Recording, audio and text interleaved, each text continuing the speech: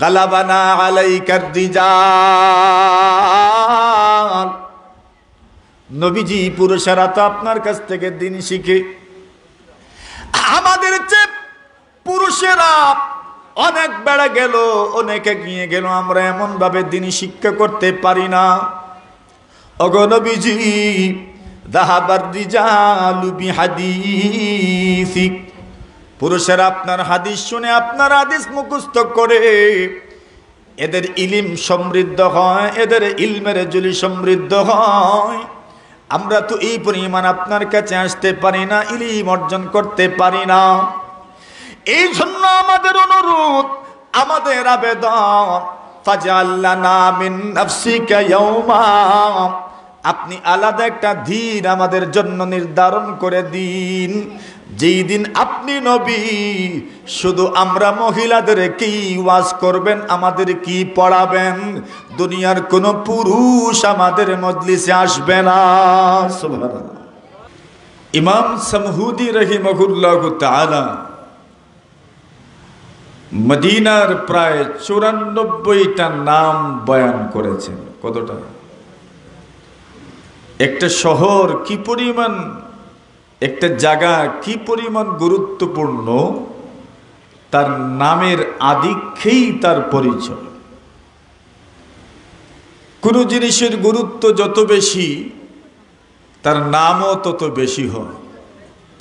কোরআনে মাজিদের অনেক নাম, বিশেষভাবে উল্লেখযোগ্য কতগুলো নাম, কিন্তু সর্বমোট নামের সংখ্যা কি পরিমাণ, মুফাসসিরিনে কেরাম বর্ণনা করেন কোরআনে মাজিদের কতগুলো নাম। আল্লাহ তাআলার নামও কতটা, কতটা বলেন? ইন্না লিল্লাহি তাআলা 99 ইসমা, আল্লাহ তাআলার 99টা নাম। রাসূল বলছেন, কেউ যদি মুখস্থ করে আল্লাহর জান্নাতে সে প্রবেশ করবে। আল্লাহ তো মহান, নামও বেশি। মুহাম্মদুর রাসূলুল্লাহ সাল্লাল্লাহু আলাইহি ওয়াসাল্লামের অনেক নাম। আচ্ছা, কোরআনে মাজিদের এক সূরা, যেই সূরাকে আমরা সকলেই চিনি, জানি, পড়ি, আলহামদুলিল্লাহ শরীফ, এই সূরার নামও কম না বেশি? অনেক বেশি। মানে কোন জিনিসের নাম বেশি, এটা প্রমাণ করে এই জিনিসের গুরুত্ব বেশি। ইমামে সামহুদি রাহিমাহুল্লাহু তাআলা লিখেন, মদিনার প্রায় 94টা নাম আছে। কতটা? মানে 100 পুরা হইতে আর মাত্র 6টা লাগে, এত নাম। এই নামগুলোর মধ্য থেকে সবচেয়ে বড় যে নাম আমরা জানি, সেই নামের নাম হচ্ছে, সেই নাম হচ্ছে আল মদিনাতুল মুনাওয়ারা, আলোকিত নগরী, যেটাকে মদিনাতুর রাসূল বলা হয়, রাসূলের শহর। মদিনাতুর রাসূল, রাসূলের শহর। আচ্ছা, শহরের ইজ্জত বাড়ার জন্য আর কি চাই? কার শহর? রাসূলের শহর। তো রাসূলের ইজ্জত যেমন, এই শহরের ইজ্জত বাড়ার জন্য তো আর কি চাই?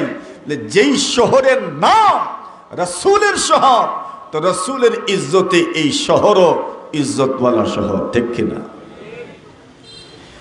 এই শহরের আরেক নাম তাবা।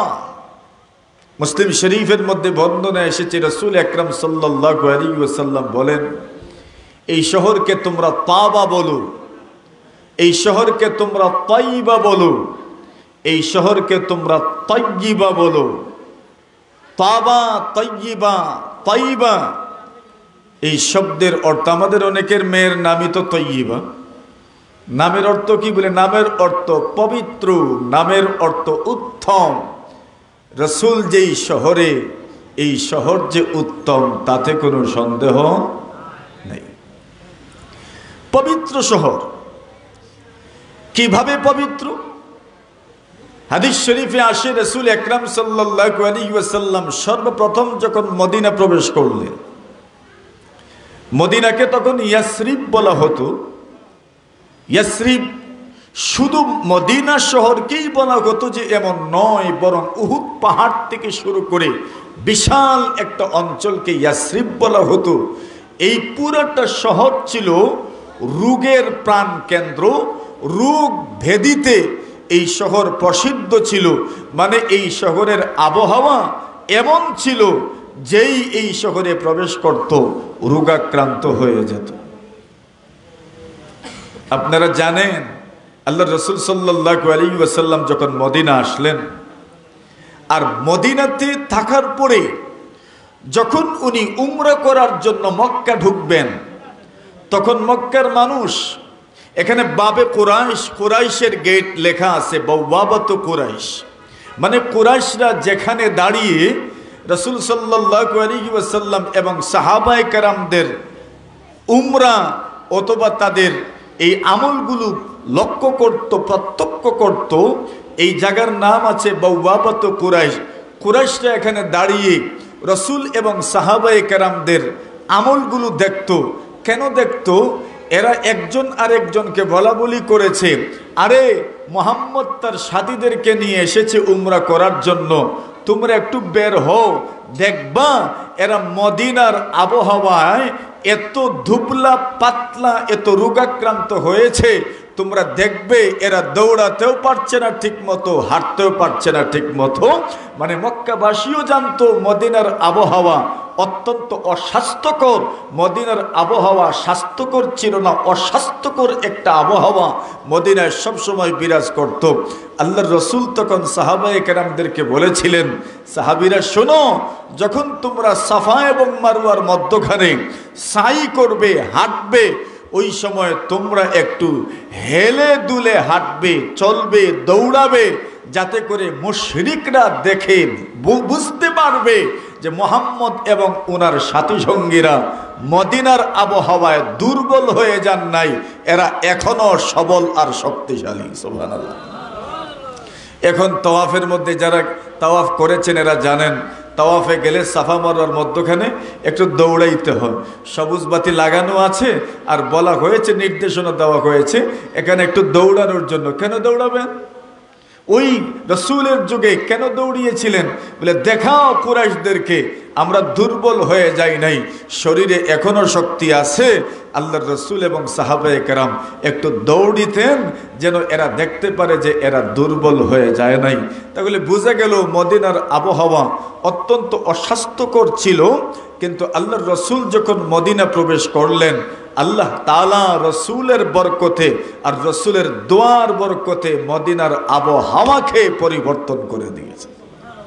জোরে বলে, আরো জোরে বলে। বুঝেছেন কিছু? যে একজন মানুষ, একজন মহামানব, যেই মহামানবের ওসিলায়, যেই মহানবীর ওসিলায়, যেই বিশ্ব নবীর ওসিলায় আল্লাহ তাআলা মদিনার আবহাওয়াকে পরিবর্তন করে দিয়েছেন, মদিনার আবহাওয়াকে আল্লাহ তাআলা স্বাস্থ্যকর করে দিয়েছেন। আল্লাহর রাসূল সাল্লাল্লাহু আলাইহি ওয়াসাল্লাম দোয়া করেছেন, আয় আল্লাহ, মদিনার জ্বর, মদিনার রোগ, মদিনার তাপকে আপনি অন্য জায়গায় সরায় আনেন। আল্লাহর রাসূল কি দোয়া করবেন? মদিনার আবহাওয়া এমন স্বাস্থ্যকর হইল, এমন স্বাস্থ্যকর হইল, এমন স্বাস্থ্যকর হইল, পৃথিবীর ইতিহাসে মক্কা মুকাররমার পরে সবচেয়ে বেশি ভিড় হয় দুনিয়ার যেই জায়গা, সেই জায়গা মদিনা। এত মানুষের ভিড়, এত মানুষের নিক্ষিপ্ত বর্জ্য, এত মানুষের শ্বাস প্রশ্বাস, এর পরেও এমন বর্তমান বিশ্বে, যেটাকে আমরা ওয়ার্ল্ড হেলথ অর্গানাইজেশন, বিশ্ব স্বাস্থ্য সংস্থা বলি, ওই বিশ্ব স্বাস্থ্য সংস্থাও বর্তমানে ঘোষণা করেছে মদিনা স্বাস্থ্যকর একটা শহর। সুবহানাল্লাহ। কেন? মানুষের অভাব এখানে? 24টা ঘন্টাই তো মানুষের সেখানে আনাগোনা, কিন্তু এরপরেও মদিনার মতো রাষ্ট্র স্বাস্থ্যকর শহর, এটার একটা কারণ রাসূল আকরাম সাল্লাল্লাহু আলাইহি ওয়াসাল্লামের পুত পবিত্র বদন মোবারক যেখানে আছে, রাসূল আকরাম সাল্লাল্লাহু আলাইহি ওয়াসাল্লামের পবিত্র শরীর যেখানে আছে, রাসূল আকরাম সাল্লাল্লাহু আলাইহি ওয়াসাল্লামের শ্বাস প্রশ্বাস যেই শহরে প্রায় 10টি বছর যেই রসুলের শ্বাস প্রশ্বাস যেই মদিনার আবহাওয়া সংগ্রহ করেছে, এমন মহামানবের শ্বাস প্রশ্বাস পাওয়ার পরেও এই শহর অস্বাস্থ্যকর থাকতে পারে না। ঠিক না বেঠি? এটা ছিল রসুল আকরাম। এই জন্য আল্লাহর এক বান্দা বলেছে, বিতিবি রাসূলিল্লাহি সাল্লাল্লাহু আলাইহি ওয়াসাল্লাম তাবা নাসিমুহা ফামালিল মিসকি ওয়াল কাফুরি ওয়াস সান্দালির রাতাবি। আল্লাহর বান্দা বলেছে, মদিনার আবহাওয়া কি পরিমাণ সুগন্ধিযুক্ত, কি পরিমাণ মুআত্তার, কি পরিমাণ সুগন্ধিযুক্ত। আল্লাহর বান্দা বলছেন, মদিনা এত পবিত্র হইল কেমনে, মদিনা এত উত্তম কেমনে, মদিনার আবহাওয়া এত সুগন্ধিযুক্ত কেন? আল্লাহর বান্দা বলছেন, বিতিবি রাসূলিল্লাহ, নবী আকরাম সাল্লাল্লাহু আলাইহি ওয়াসাল্লামের পবিত্রতার ছোঁয়ায়, নবী আকরাম সাল্লাল্লাহু আলাইহি ওয়াসাল্লামের সুগন্ধির ছোঁয়ায় মদিনা এত সুগন্ধময় হয়েছে। বলছেন, ফামালিল মিসকি ওয়াল কাফুরি ওয়াস সান্দালির রতবি, মিশকে আম্বরেও এত সুগন্ধি নাই, কাফুরেও এত সুগন্ধি নাই, অন্য কোনো পারফিউমের মধ্যে এত সুগন্ধি নাই। মদিনা শহরে যেই পরিমাণ সুগন্ধি আছে, কারণ হইল এই মদিনা শহর নবীজির শ্বাস প্রশ্বাসকে গ্রহণ করেছে। সুবহানাল্লাহ। তাহলে কি বোঝা গেল? বলে এই শহর এর নাম, এক নাম হলো আল মদিনাতুল মুনাওয়ারা, মদিনাতুর রাসূল। আপনাদের এই ইসলামী একাডেমি কমপ্লেক্সের নামও কি বলেন? জোরে বলেন, জোরে বলেন। তো এই নামের সাথে একটা আকর্ষণ আছে না নাই? এই নামের মধ্যে একটা রুহানিয়ত, একটা আধ্যাত্মিকতা পাওয়া যায় কিনা? একটা আধ্যাত্মিকতা আছে। দেখেন, এরপরে এখানকার পরিবেশটাই বা কেমন? আপনারা ইতিপূর্বে জেনেছেন, এখানে নারী শিক্ষার উন্নতির জন্য সর্বোচ্চ চেষ্টা করা হচ্ছে। আমাদের বড় ভাই আলহাজ মাওলানা ডাক্তার মুমিনুর রহমান সাহেব নারী শিক্ষার বিপ্লব ঘটানোর জন্য সর্বোচ্চ চেষ্টা করে যাচ্ছেন। নারীদের শিক্ষার প্রয়োজন আছে না নাই বলেন? হ্যাঁ, কি পরিমাণ প্রয়োজন আছে দেখেন।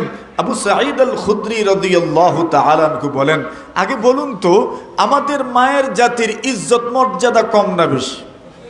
মেয়েদের ইজ্জত কম না বেশি? হুজুরে কোন? মেয়েদের ইজ্জত কম না বেশি? যাদের মেয়ে আছে, ছেলেও আছে, আমি তাদেরকে যদি প্রশ্ন করি যে আপনার সবচেয়ে মহব্বতের কে, ছেলে না মেয়ে? উত্তর একটু গোপনে দিলেও কোনটা বলবেন? মাথুর না আপনারা? মেয়ের প্রতি আলাদা একটা টান মানুষের আছে। আল্লাহ রসুল এই কথাটাই হাদিস শরীফের মধ্যে বলেছেন, লা তাকরাহুল বানাত ফাইন্নাহুন্নাল মুনিসাতুল গালিয়াত। আল্লাহ রসুল বলেন, তোমরা মেয়েদেরকে অপছন্দ করো না। ফাইন্নাহুন্নাল মুনিসাতুল গালিয়াত। রাসূল বলেন, অন্তরঙ্গ সম্পর্ক স্থাপনকারিণী সর্বাধিক গুরুত্বপূর্ণ আর মূল্যবান সম্পদ হচ্ছে মেয়েরা। সুবহানাল্লাহ। অন্তরঙ্গ সম্পর্ক স্থাপনকারিণী সর্বাধিক মূল্যবান সম্পদ হচ্ছে মেয়েরা। এজন্য রাসূল বলেছেন, তোমরা মেয়েদেরকে অপছন্দ করো না। কত মানুষ আছে মেয়ে জন্মে অসন্তুষ্ট, আছে না নাই? মেয়ে জন্মে, মেয়ে কেন জন্ম নিল, নিজের স্ত্রীকেও পিঠায়, এমন মানুষও আছে না নাই? মানে জাহিলিয়ত এখনো কম না, জাহিলিয়ত মূর্খতা বর্বরতা এখনো কম না। কত মানুষ আছে মেয়ে কেন জন্ম নিল এজন্য নিজের স্ত্রীর উপর টর্চার করে, এমন বর্বর মূর্খ মানুষও দুনিয়াতে আসে না নাই? অথচ রাসূল বলছেন, লা তাকরাহুল বানাত ফাইন্নাহুন্নাল মুনিসাতুল গালিয়াত। তোমরা মেয়েদেরকে অপছন্দ করো না, এরা হচ্ছে অন্তরঙ্গ সম্পর্ক স্থাপনকারিণী সর্বাধিক সর্বোচ্চ মূল্যবান সম্পদ হচ্ছে মেয়েরা। আল্লাহ রাসূল সাল্লাল্লাহু আলাইহি ওয়াসাল্লাম এদেরকে এত ইজ্জত দিলেন। আচ্ছা, এখন এদের শিক্ষার অবস্থাটা কেমন হবে? এদের শিক্ষার তো দরকার, এদের তালিমের তো দরকার। তো পুরুষরা যত সহজে শিখতে পারেন, মহিলারা তো এত সহজে শিখতে পারেন পারেন না? আপনারা মনে করেন এখানে আপনারা ওয়াজে এসেছেন, ওই আমাদের মায়েরা তো বাড়িতে পাক করাতে ব্যস্ত, মেহমানদেরকে খাওয়াইতে ব্যস্ত। ওনাদের ওয়াজ শোনার সময় হইল রাত 12টার পরে, এর আগে শুনতে পারেন না। মেহমানদারি করতে করতেই সময় চলে যায়। তো আমাদের পুরুষদের তো আচ্ছা কমপক্ষে ওয়াজ নসিহতের ময়দানে গিয়েও দুই একটা কথা শোনার সুযোগ হয়, কিন্তু আমাদের মায়েদের তো এই সুযোগটাও হয়ে ওঠে না। এখন তাদের কি দিন শিকার দরকার নেই? জরুরত আছে, প্রয়োজন আছে। এখন এই প্রয়োজনটা পুরা হইব কেমনে?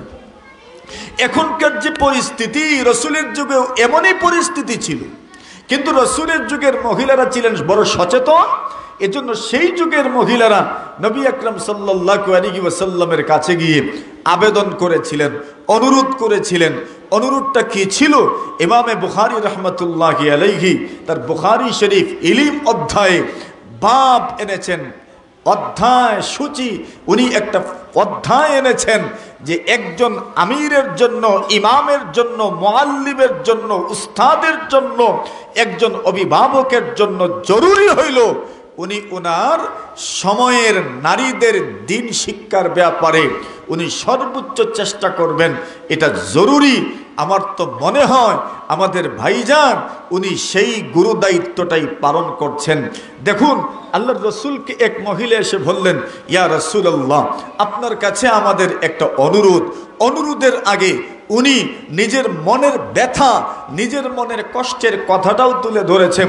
উনি বলছেন, ইয়া রাসূলুল্লাহ, রাহাবার রিজালু বিহাদিসিক, ওগো আল্লাহর পয়গম্বর, পুরুষেরা আপনার কাছে বসে আপনাকে বেষ্টন করে রাখে, এরা হাদিস পড়ে, হাদিস শিখে, আপনি হাদিস বলেন, এরা শুনে, এরা মুখস্থ করে, কিন্তু আমরা তো বুঝছেন না আপনারা, কেদা বুঝছেন? আরে মহিলারা তো কি অভিযোগটাই না করলো, তাদের মনের দুঃখের কথাটা বলছে। ইয়া রাসূলুল্লাহ, গালাবানা আলাইকা রিজাল, পুরুষেরা আমাদেরকে আপনার কাছেই তো বিটতে দিচ্ছে না। মানে এরা এমন ভাবে আপনাকে বেষ্টন করে রাখে। পুরুষরা তো দিন শিখার জন্য আরো বেশি আগ্রহী ছিলেন, এখন ওনারা তো আসতে পারছেন না। এখন বলেন তো, যারা নবীর সামনে, এরাই তো শিখছেন। ওই সময় তো আর কিতাব পড়া হইতো না, বলে কিতাব পড়ে আপনি শিখে ফেলবেন, আপনি প্রশ্ন করবেন, রাসূল উত্তর দিবেন। এটাই ছিল ইলম অর্জনের একমাত্র মাধ্যম, দ্বিতীয় কোনো মাধ্যম ছিল না। আপনি প্রশ্ন করবেন, রাসূল উত্তর দিবেন। এখন তো বুখারী শরীফ আছে, এখন তো মুসলিম শরীফ আছে, তিরমিজি শরীফ আছে, আবু দাউদ শরীফ আছে, আরো বাংলা বইও আছে। ওই যুগে কি বই ছিল? কিতাব ছিল? বলেন তো শিখবেন কেমনে? শিখার মাধ্যম কি ছিল? একমাত্র মাধ্যম প্রশ্ন করা আর রাসূল উত্তর দিবেন, দ্বিতীয় কোনো মাধ্যম ছিল না। এজন্য ইমাম বুখারী রাহমাতুল্লাহ আলাইহি কিতাবুল ইলমে, ইলম অধ্যায়ে বাব আনছেন। প্রথম বাবই বাবু ফজলিল ইলম, এটাকে বাব যদি না ধরা হয় তাহলে প্রথম বাব হচ্ছে, যখন কোনো মানুষকে প্রশ্ন করা হবে তখন ওই ব্যক্তি প্রশ্নের উত্তর দিবেন। যদি উনি অন্য কোনো কথাবার্তায় মশগুল থাকেন তাহলে উনি কখন উত্তর দিবেন, এই মর্মে ইমাম বুখারী একটা অধ্যায় আনছেন। উত্তরটা কেমন দেওয়া দরকার, দ্রুত দেওয়ার দরকার না, একটু দেরি করে দিলেও হবে। মানে বুঝাইলেন ওই যুগের ইলম অর্জনের মাধ্যম ছিল প্রশ্ন করা আর উত্তর দেওয়া। তো কেউ প্রশ্ন করলে আপনি উত্তর দিবেন, এটাই ছিল ইলম অর্জনের মাধ্যম। এখন বলেন তো, প্রশ্ন করতে হলে সামনে তো যেতে হবে, যদি সামনে না যান প্রশ্ন করবেন কেমনে? পুরুষেরা রসুলকে বেষ্টন করে বসে থাকেন, পুরুষেরা নবীজির কাছে সবসময় আসতে পারেন, মহিলারা এত আসতে পারেন না, মহিলারা সবসময় চাইলেই আসতে পারেন না, পারিবারিক ঝামেলা আছে, পারিবারিক কাজকর্ম আছে, ওনারা চাইলেই আসতে পারেন না। এখন বলেন তো, সবচেয়ে বেশি ইলম পুরুষেরাই তো অর্জন করছেন, মহিলারা তুলনামূলক কম, তাদের মনে কষ্ট থাকার কথা কি কথা না? আপনারা বুঝাইতাম পারছিনি। এখন মহিলারা সেই কষ্টের কথাই রাসূলকে বলেছেন, গালাবানা আলাইকার রিজাল, নবীজি পুরুষেরা তো আপনার কাছ থেকে দিন শিখে, আমাদের চেয়ে পুরুষেরা অনেক বেড়ে গেল, অনেকে গিয়ে গেল, আমরা এমন ভাবে দিন শিক্ষা করতে পারি না। ওগো নবীজি, যাহাবার রিজালু বিহাদিসি, পুরুষেরা আপনার হাদিস শুনে আপনার হাদিস মুখস্থ করে এদের ইলম সমৃদ্ধ হয়, এদের ইলমের জুলি সমৃদ্ধ হয়। আমরা তো এই পরিমাণ আপনার কাছে আসতে পারি না, ইলম অর্জন করতে পারি না। এই জন্য আমাদের অনুরোধ, আমাদের আবেদন, ফাজআল লানা মিন নাফসিকা ইয়াওমা, আপনি আলাদা একটা দিন আমাদের জন্য নির্ধারণ করে দিন, যেই দিন আপনি নবী শুধু আমরা মহিলাদেরকেই ওয়াজ করবেন, আমাদের কি পড়াবেন, দুনিয়ার কোনো পুরুষ আমাদের মজলিসে আসবে না। সুবহানাল্লাহ। অনুরোধটা বুঝেছেন? আগ্রহ থাকলেই তো অনুরোধ করবেন, আগ্রহ না থাকলে অনুরোধ করবেন কিভাবে? মহিলাদের শিক্ষার প্রয়োজন, এই কথাটা যখন অনুভব করতে পারবেন, অনুধাবন করতে পারবেন, নিজে পারবেন, তখন নিজের মহিলাদেরকে পড়াবেন। মহিলারা যখন নিজে অনুভব করতে পারবেন, তখন নিজে পড়ার জন্য আগ্রহ পেশ করবেন। এরা নিজে অনুভব করতে পেরেছিলেন, এজন্য বলছেন ফাজআল লানা মিন নাফসিকা ইয়াওমা, একটা দিন আপনি আমাদের জন্য নির্ধারণ করুন, যেই দিন শুধু আপনি আমাদেরকেই ওয়াজ করবেন, আমাদেরকেই শিখাবেন। সুবহানাল্লাহ বলেন। কিতাব বুঝছেন? মহিলারার শিক্ষা ঐতনিনারা আগ্রহ পেশ করেছেন মহিলারা। ওনারা বলেন, ইয়া রাসূলুল্লাহ তুআল্লিমুনা মিম্মা আল্লামাকাল্লাহ, আপনি আমাদেরকে তা শিখাবেন যা আল্লাহ আপনাকে শিখিয়েছেন, আপনি আমাদেরকে তা শিখাবেন। আল্লাহ রসুল বললেন, তোমাদের যেহেতু এতটুকু আগ্রহ, দিন শিখতে চাও, ঠিক আছে, আমি সপ্তাহে একদিন তোমাদের জন্য নির্ধারণ করলাম, যেই দিন আমি তোমাদেরকে দিন শিখাবো। সুবহানাল্লাহ। মদিনায় সেটা হইল, দিন শিখানোর একটা পরিবেশ হইল। আল্লাহ রসুল তাদেরকে দিন শিখাইলেন। আবু সাঈদ খুদরি রাদিয়াল্লাহু তাআলা আনহু বলেন, আল্লাহ রসুল তাদেরকে যে দিন শিখাইলেন, সেই দিন শিখানোর প্রথম উদ্বোধনী সবকে রসুল উনাদেরকে কি বলেছিলেন, এই বর্ণনাকৃত কথাগুলোর দুইটা কথাও উনি বর্ণনা করেছেন। প্রথম কথা, রসুল মহিলাদেরকে সম্বোধন করে বলেছেন, মা মিনকুন্না ইমরাআতুন তুকদ্দিমু সালাসাতাম মিন ওয়ালাদিহা ইল্লা কুন্না লাহা হিজাবাম মিনান নার। আল্লাহ রসুল বলেন, এ নারী সমাজ, তোমাদের কোনো একজন মহিলা যদি 3টা সন্তানকে হারিয়ে ফেলে, কোনো মহিলার যদি নাবালেগ অবস্থায় তার 3টা সন্তান যদি মারা যায়, একটা সন্তান মারা গেল, আল্লাহর বান্দি ধৈর্য ধারণ করলেন, 2 নম্বর সন্তানটাও মারা গেল, আল্লাহর বান্দি ধৈর্য ধারণ করলেন, 3 নম্বর সন্তানটাও মারা গেল, আল্লাহর বান্দি ধৈর্য ধারণ করলেন। কোন মহিলা এমন আছেন, যে মহিলা 3টা সন্তান জন্মের পরে মারা গেল, ধৈর্য ধরবেন, আল্লাহর উপর ছেড়ে দিবেন, আল্লাহ তাআলার ফয়সালার উপর সন্তুষ্ট হয়ে যাবেন। আল্লাহর নবী বলেন, ওই মহিলা কি পরিমাণ কষ্ট করেছেন। হামালাতু উম্মুহু কুরহা ওয়া ওয়াদাআতুহু কুরহা ওয়া হামলুহু ওয়া ফিসালুহু 30 শাহরা।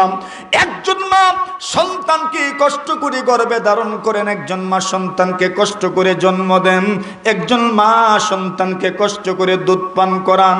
প্রতিটি কাজ হইল মায়েদের জন্য কষ্টকর, এর চাইতে কষ্ট দুনিয়াতে আর কেউ বেশি করে না। একজন মা সন্তানকে গর্ভে ধারণ করার পরে ওই সন্তানটা যখন মারা যায়, মায়ের জাতির কি পরিমাণ কষ্ট হয়। সন্তানকে 1 মাস 2 মাস 3 মাস 1 বছর 2 বছর 3 বছর 4 বছর 5 বছর পর্যন্ত লালন পালন করার পরে ওই সন্তানটা যখন মারা যায়, ওই কষ্টটা মা ছাড়া বাবাও এতটুকু বুঝতে পারেন না, মা যতটুকু অনুধাবন করেন। এই জন্য রাসূলুল্লাহ সাল্লাল্লাহু আলাইহি ওয়াসাল্লাম বলেন, মা মিনকুন্না ইমরাআতুন তুকদ্দিমু সালাসাতাম মিন ওয়ালাদিহা।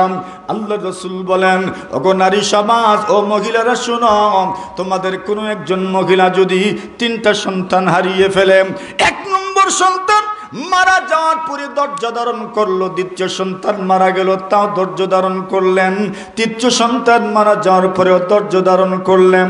আল্লাহ রসুল বলেন, কি লাভ, কি ফজিলত, কি সওয়াব, ইল্লা কুন্না লাহা হিজাবাম মিনান নার। আল্লাহ রসুল বলেন, কিয়ামত পর্যন্ত যত মহিলা এমন ভাবে ধৈর্য ধারণ করবে আর কষ্ট করবে, আল্লাহর হাবিব বলেন ওই সন্তানগুলো তার মাকে জান্নাতের মেহমান বানায়া দিবে।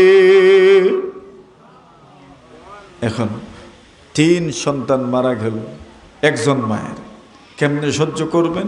রাসূল বলছেন ওই মায়ের জন্য জান্নাতের দরজা খোলা। সুবহানাল্লাহ। এক মহিলা দাঁড়ালেন আর বলেন, ইয়া রাসূলুল্লাহ, আচ্ছা 3 সন্তান মারা গেলে এই সওয়াব, এই ফজিলত, এখন যদি কোনো মহিলার 2 সন্তান মারা যায় তো?